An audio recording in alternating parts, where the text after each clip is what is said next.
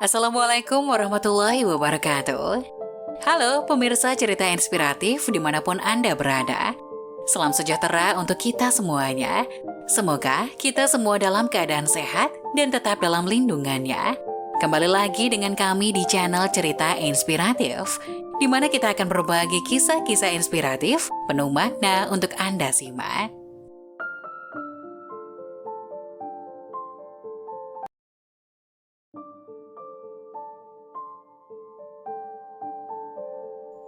Azab selingkuh dengan teman suami, wanita ini mendapat balasan pahit.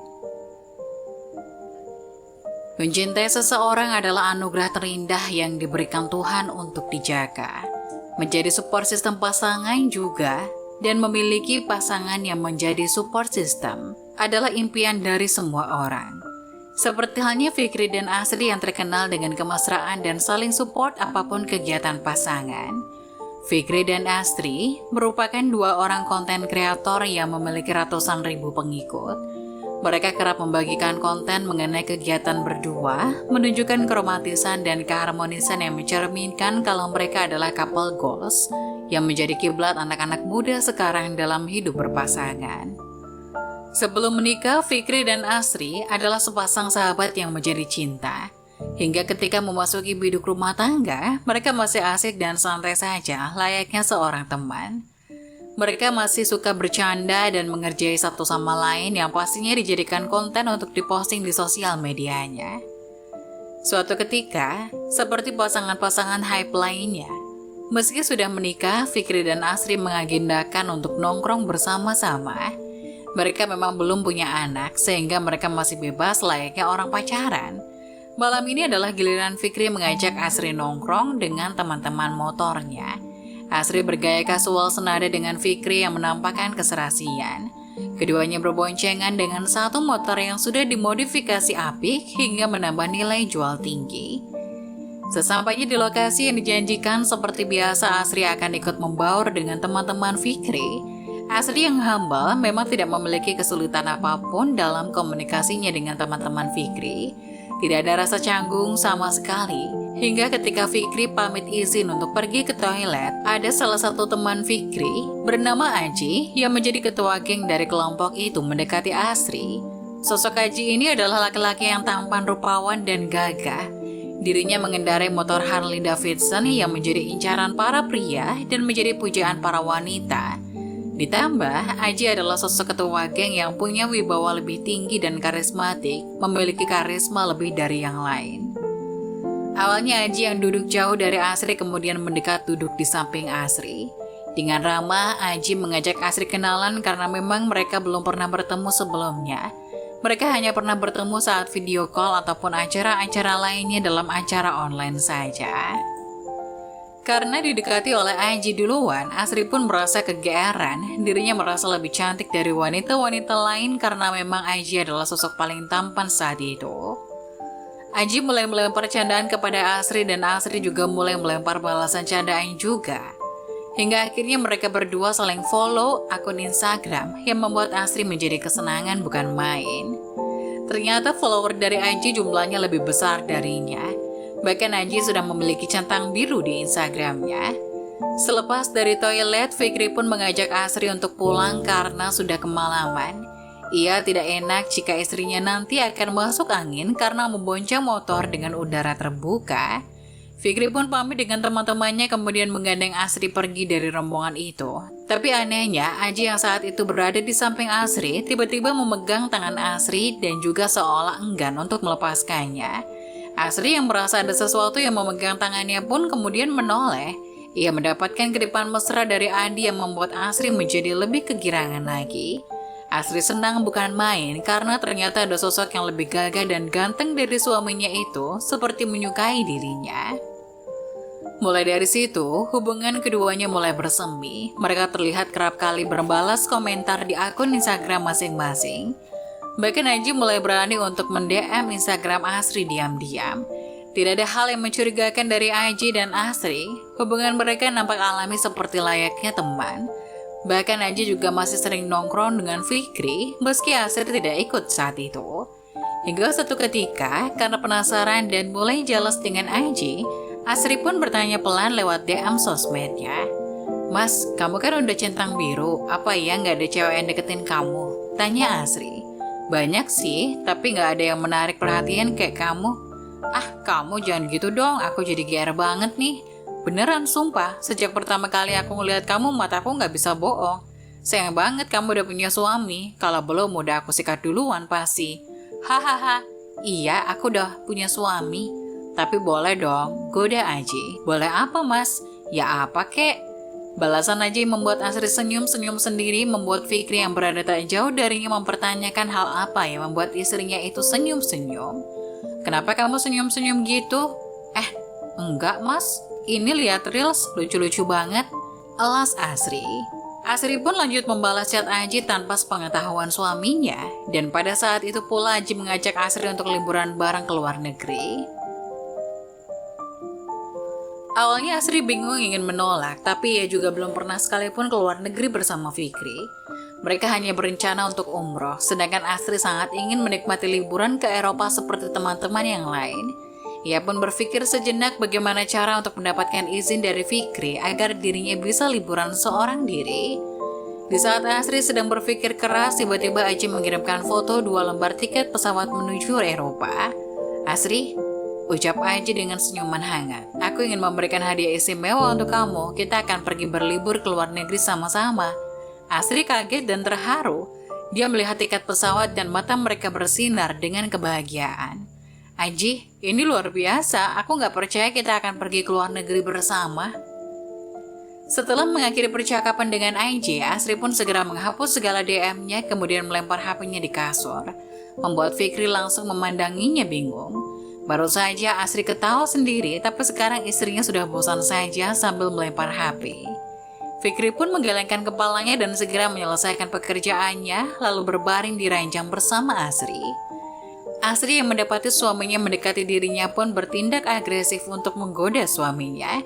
Dirinya baru saja mendapatkan ide agar diizinkan liburan ke luar negeri seorang diri. Hingga malam itu Asri mempersembahkan malam romantis untuk suami tercintanya.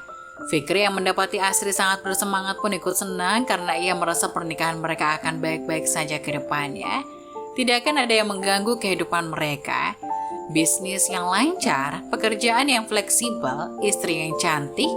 Fikri merasa sudah mendapatkan segalanya yang membuat Fikri tak henti-hentinya bersyukur telah diberi kehidupan yang indah. Fikri pun merencanakan untuk mengajak Asri umroh. Memang ia tahu kalau istrinya belum menggunakan hijab, tapi ia berharap pada saat umroh nanti menjadi awal yang baik bagi kehidupan rumah tangga mereka. Pagi harinya tidak seperti biasanya, Asri malas-malasan langsung masak makanan kesukaan Fikri. Ia membuatkan kopi panas dan segera menyajikannya di meja makan. Kemudian ia membangunkan Fikri yang masih tertidur di kasur. Fikri yang baru bangun pun sangat kaget dengan perubahan Asri. Tapi ia juga senang karena Asri berubah menjadi lebih positif dan menyenangkan, membuat hari-hari Fikri menjadi bahagia. Hingga tiba saatnya bagi Asri untuk melancarkan aksinya. Dirinya mengutarakan keinginannya kepada Fikri. Dirinya juga terpaksa berbohong bahwa akan pergi ke Eropa bersama temannya yang bernama Cindy. Mas, aku mau liburan ke luar negeri. Sebentar lagi kita kan umroh sayang. Enggak, bukan untuk itu. Jadi kemarin Cindy ngajak aku buat liburan ke Eropa, kayak girls time gitu. Acaranya jalan-jalan, curhat, makan, belanja. Boleh ya mas? Oh, jadi ini alasan kamu berubah. Aku janji kok aku bakal berubah jadi lebih baik kalau kamu izinin.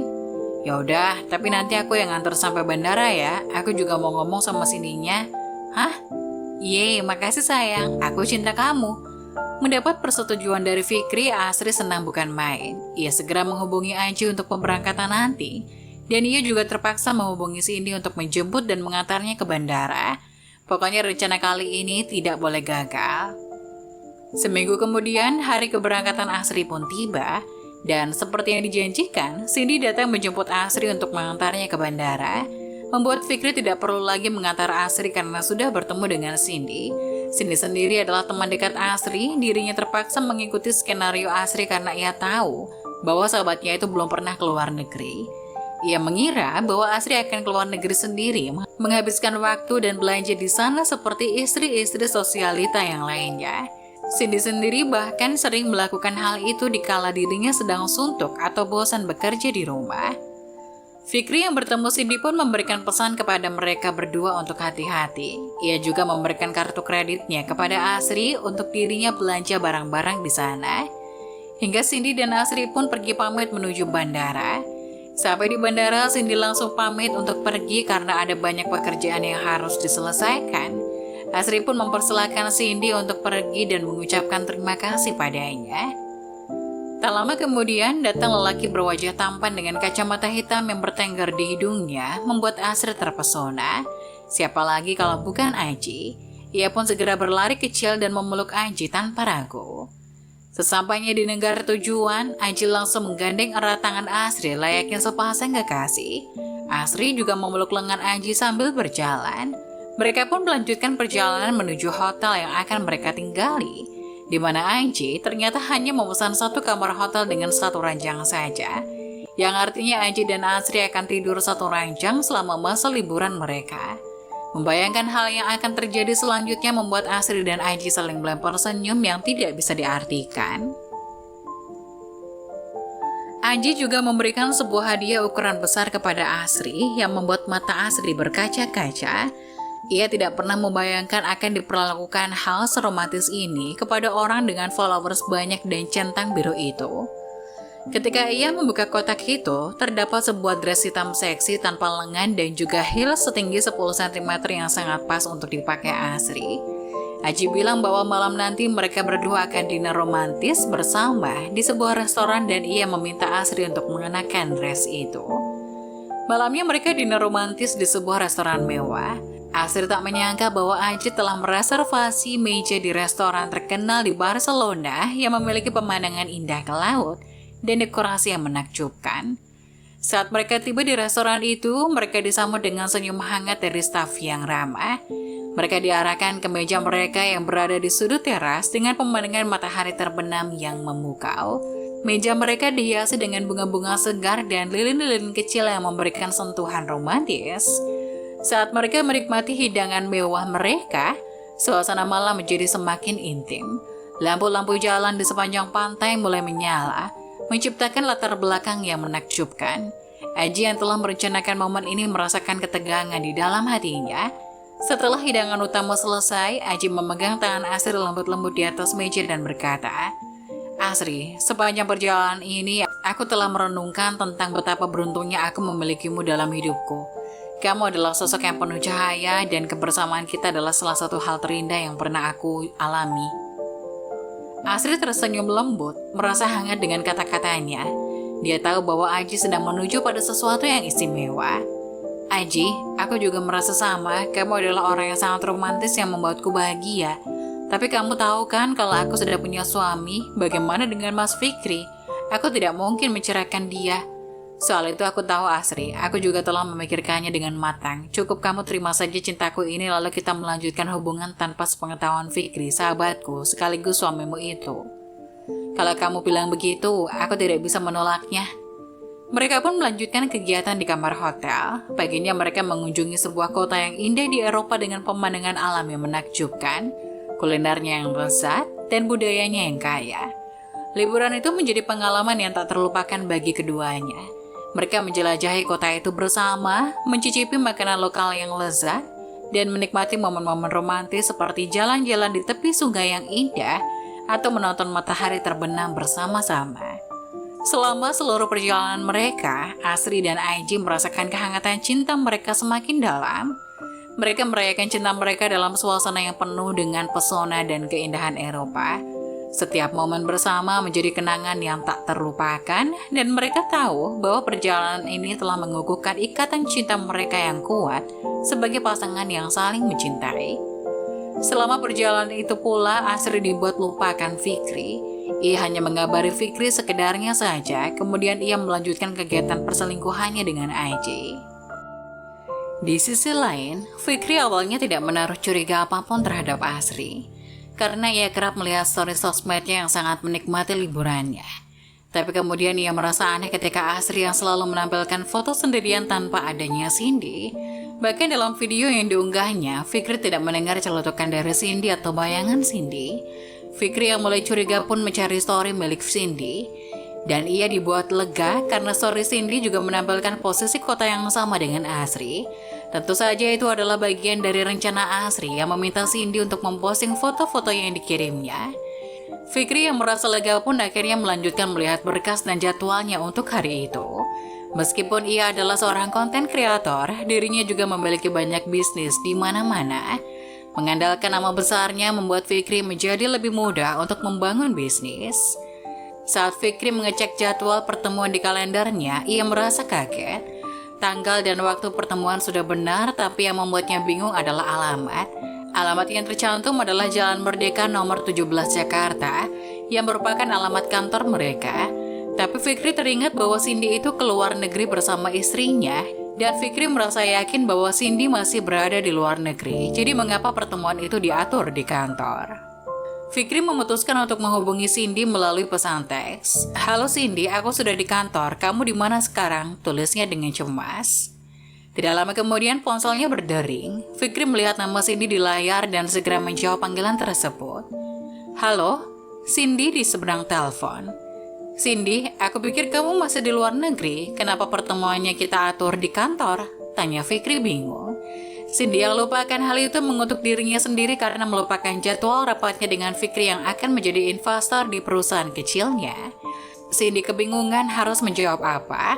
Di sisi lain, dia tidak ingin sahabatnya kecewa, tapi di sisi lain, Cindy tidak ingin mendapatkan kerugian finansial karena sudah berbohong kepada Fikri. "Kita ketemu dulu aja deh, nanti gue jelasin," kata Cindy pada akhirnya. Akhirnya Fikri pun berangkat ke tempat yang dijanjikan. Mereka berdua membicarakan strategi pemasaran yang akan mereka implementasikan untuk produk baru perusahaan mereka. Meskipun mereka memiliki banyak pekerjaan yang harus dilakukan, Fikri merasa lebih termotivasi dan bersemangat setelah bicara dengan Cindy. Kejutan yang Cindy berikan dengan datang langsung ke kantor telah menghilangkan kecemasannya dan membuatnya semakin yakin bahwa mereka akan mencapai kesuksesan bersama. Fikri merupakan orang yang sangat ulet dan profesional. Ia mengesampingkan beberapa pertanyaannya kepada Cindy lalu fokus membahas bisnis mereka berdua. Pertemuan mereka berlangsung dengan baik dan mereka berdua merencanakan langkah-langkah selanjutnya untuk mengembangkan bisnis mereka. Setelah pertemuan selesai, Fikri dan Cindy merasa puas dengan hasilnya. Mereka tahu bahwa kerjasama mereka akan menjadi kunci kesuksesan. Barulah Fikri membordir Cindy dengan berbagai pertanyaan. Kemana istrinya, pergi dengan siapa, dan bagaimana dirinya bisa ada di sini. Tak lupa Fikri juga memberi gertakan kecil agar Cindy merasa terintimidasi dan Fikri pun berhasil. Akhirnya Cindy mengakui bahwa dia tidak pernah ikut serta dalam perjalanan liburannya dengan Asri. Asri hanya memintanya untuk menjemput dan mengantarnya ke bandara dan sisanya Cindy tidak tahu apa-apa. Mendengar jawaban dari Cindy, Fikri pun langsung menelpon istrinya, tapi tidak ada balasan apapun darinya. Ia masih tak percaya dengan apa yang dikatakan Cindy. Setelah Asri dan Aji kembali dari liburan luar negeri mereka, suasana di rumah tangga mereka menjadi semakin tegang. Fikri, suami Asri, mulai merasakan bahwa ada sesuatu yang tidak beres. Ia merasa gelisah dan curiga karena Asri dan Aji tampak terlalu akrab selama liburan tersebut. Hari pertama setelah kembali, Fikri mencoba mengobrol dengan Asri tentang liburan mereka. Namun Asri terlihat canggung dan menjawab dengan singkat. Fikri merasa ada yang disembunyikan oleh Asri. Malam itu ketika mereka berdua duduk di ruang tamu, Fikri akhirnya tak bisa menahan diri lagi. "Asri, ada sesuatu yang ingin aku tanyakan. Selama kamu liburan, aku rapat dengan Cindy. Sebenarnya kamu pergi dengan siapa?" Asri terdiam sejenak, tidak tahu apa yang harus dia katakan. Dia merasa terjebak dan tahu bahwa dia harus berbicara jujur kepada suaminya. Dengan berat hati dia mulai menceritakan semua yang terjadi selama liburan itu, termasuk pertemuan-pertemuan rahasianya dan perasaan yang tumbuh di antara mereka. Fikri yang mendengarnya pun penuh dengan kemarahan dan kekecewaan. Dia berteriak, "Kamu selingkuh? Kamu berani melanggar kepercayaan kita seperti ini?" Asri menangis dan berusaha menjelaskan bahwa dia tidak pernah bermaksud untuk selingkuh. Tetapi perasaannya pada Aji tumbuh di luar kendalinya. Dia merasa sangat menyesal dan bersedia melakukan apa saja untuk memperbaiki hubungan mereka. Tapi Fikri masih marah dan tidak bisa menghilangkan rasa sakitnya dengan mudah. Pertengkaran mereka berlanjut dengan Fikri mengeluarkan semua perasaannya yang tertahan selama ini. Dia merasa dikhianati dan terluka oleh tindakan Asri. Hari-hari berikutnya, suasana di rumah tangga mereka sangat tegang. Fikri sulit untuk memaafkan istrinya meski dia mencoba untuk melihat kebaikan yang dilakukan oleh istrinya. Sementara itu, Asri merasa sangat menyesal atas kesalahannya dan berusaha keras untuk memenangkan kembali kepercayaan Fikri. Hati Fikri sudah sangat terluka, dirinya pun mengusir dan menceraikan Asri. Mendapati hal itu, Asri menangis. Ia memohon untuk tidak diceraikan dan ditinggalkan. Tapi keputusan Fikri sudah sangat bulat. Ia tidak bisa memaafkan perselingkuhan dalam rumah tangganya. Hingga beberapa minggu setelah perceraian Fikri dan Asri, sebuah berita di media sosial pun dihebohkan dengan kabar tersebut. Tak sedikit orang yang mendukung aksi Fikri yang tegas dengan kehidupan rumah tangganya. Para netizen juga ramai-ramai menghujat media sosial Asri dan AJ, hingga akun mereka hilang. Satu-satunya pendapatan Asri hilang, hanya karena serakah akan cinta, Asri kehilangan segalanya.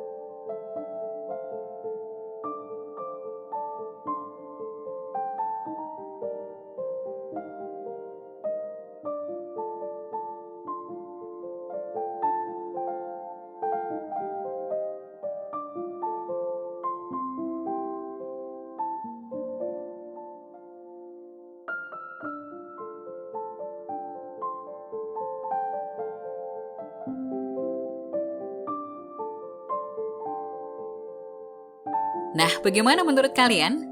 Jangan lupa tulis pendapat kalian di kolom komentar ya. Wassalamualaikum warahmatullahi wabarakatuh.